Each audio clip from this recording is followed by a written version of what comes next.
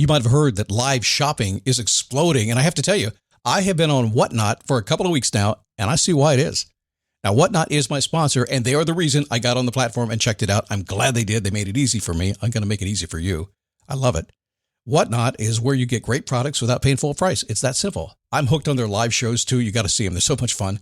And I see why Whatnot has climbed to the top of the App Store. And listen, if you're selling online, or maybe you have a storefront and you're hoping people will find your listing or maybe walk in your store, Whatnot flips that, because on Whatnot, you go live and you sell directly to people in real time. And I may admit, although you didn't hear from me, I may have picked up a couple of power tools or so in the past couple of days. I'm just saying. Whatnot, it's the largest dedicated live shopping platform with beauty, collectibles, electronics, luxury, fashion, even cookies, and anyone can sell. In fact, people who sell on Whatnot sell 10 times as much as any other major marketplace. That's because you're not just listing products, you're building real connections with buyers. So whether you're shopping or you're selling, download the Whatnot app today and get free shipping on your first order. Just search WHATNOT, Whatnot, in the App Store and start scoring amazing deals. So I was whining to my wife the other day, said, I need new glasses. And she said, well, get some. I couldn't tighten them anymore. They were scratched. You know the thing, right? But I didn't want to go through the process because you have to make the appointment. You have to spend weeks to get them done. And you got to pay a fortune, right? That's real. But I did. I spent $500 on frames and glasses, and that was cheap. And then I ordered a pair from my sponsor, Zenni Optical, for $70. Zenni is an online eyewear shop, prescription glasses, sunglasses, blue light lenses, starting at under $30. You go to Zenni.com, you pick a frame, upload your prescription, and they ship it to your door. No appointment, no store, no upsell at the counter. And by the way, if you are saying, do I really need new glasses, or do I have to put up with one pair to do everything I need to do for the next 2 years? No, you can get what you want starting at under $30. And if you've never bought glasses online, don't worry about it. I haven't either. Zenni has a virtual try-on so you can see exactly how the frame looks before you commit to buying them, with no salesman looking at you saying, those look good, but these expensive ones would look better. No, you don't get that. I'm excited. I can't wait to get my Zenni glasses and tell you more about them. If your glasses are overdue for a refresh, now's the time. Go to Zenni.com/podcast and use the code podcast15 for 15% off your first order. The styles sell out, so don't sit on it. That's ZENNI.com/podcast. Promo code podcast15.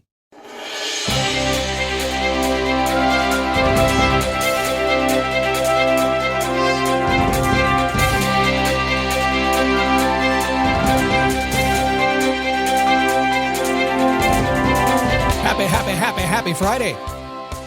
It's here. Are you ready for a great weekend? Weekends are always great. At least they should be. I want to ask you a question. Are you holding back on facing your passion? In other words, is there something in your mind about how you would like your life to be, something you really enjoy? You want to do what makes your heart sing, whatever that happens to be for you, and yet you can't get yourself to go there. Pretty common. I'll talk about that today and see if I can nudge you just a little bit, head in that direction. That's what this show's all about. What is this show? We know what it is. It's the Daily Boost from motivationtomove.com in our 16th season, 4,355 episodes that I've counted. There's probably a few more I've missed along the way. And we're going to 5,000.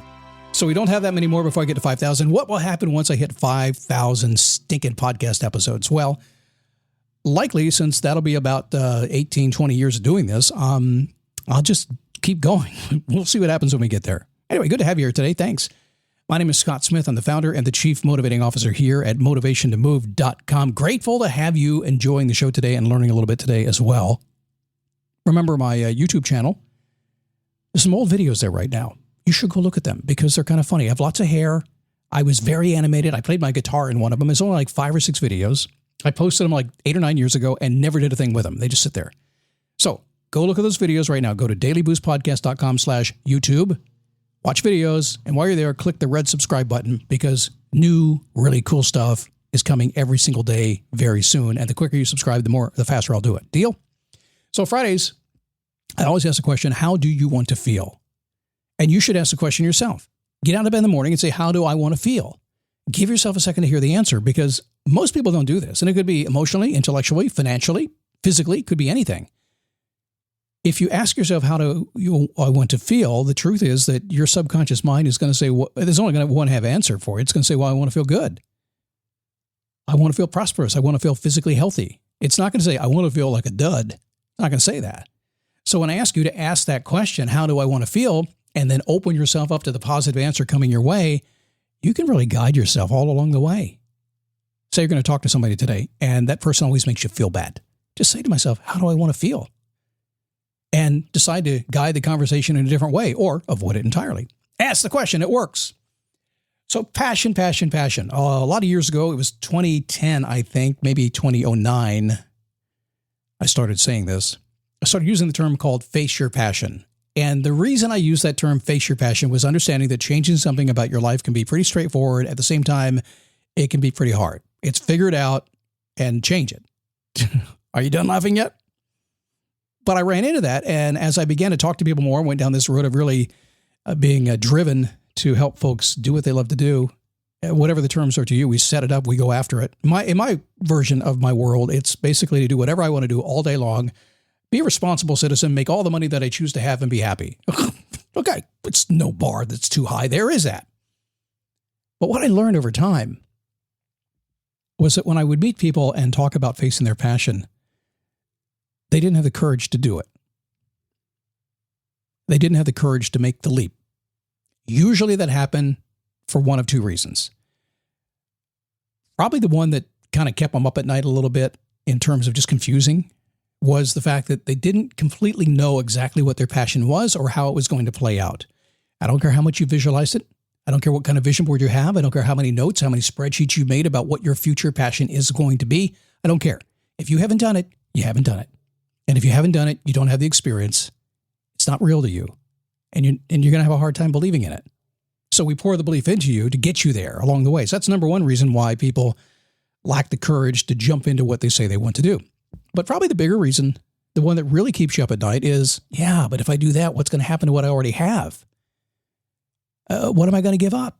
Now, if you hang out with me long enough, you'll know that I never allow that to happen. You'll know that I always say, no, we're not going to give that up. We're going to keep all the good stuff, get rid of the bad stuff, and create some great stuff. So it's not fearful to me because I just know we have to deal with it as a project. But those are the two reasons people don't do this.